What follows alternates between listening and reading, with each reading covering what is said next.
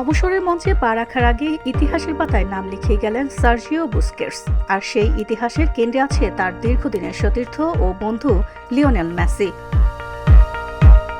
একসঙ্গে এফসি বার্সেলোনাতে কাঁধে কাঁধ মিলিয়ে লড়েছেন তারা। এরপর পথ মেলে যুক্তরাষ্ট্রে ইন্টার মিয়ামি CF এর জার্সিতেও একসঙ্গে দেখা গেছে দুজনকে।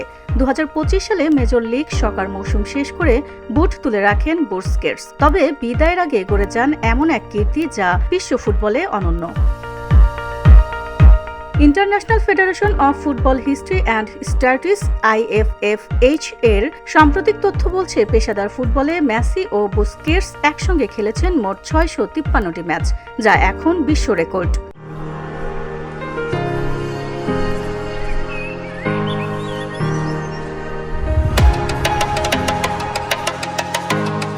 এই 653 ম্যাচের মধ্যে 569টি ছিল বার্সেলোনার জার্সিতে, আর 84টি ম্যাচ ইন্টার মায়ামির হয়ে। তাদের যুগল যাত্রা শুরু হয়েছিল 2008 সালের 13 সেপ্টেম্বর বুস্কেটসের অভিষেক ম্যাচে।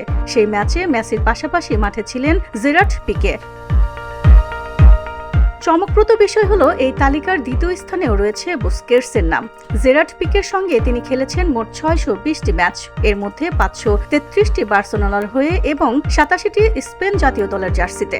60টির বেশি ম্যাচ একসঙ্গে খেলার নজির পেশাদার ফুটবলে বিরল। সম্প্রতি ম্যানুয়েল নয়ার ও থমাস মুলার এই তালিকার নাম লিখিয়েছেন। জার্মান ক্লাব বায়ার্ন মিউনিখ এর হয়ে তারা একসঙ্গে খেলেছেন 611টি ম্যাচ। একই সঙ্গে ম্যাচ একসঙ্গে খেলেছেন জার্মান কিংবদন্তি গার্ড মুলার ও সেপ মেয়ার।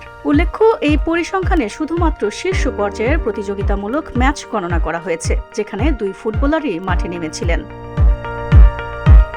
VOD Bangla news desk.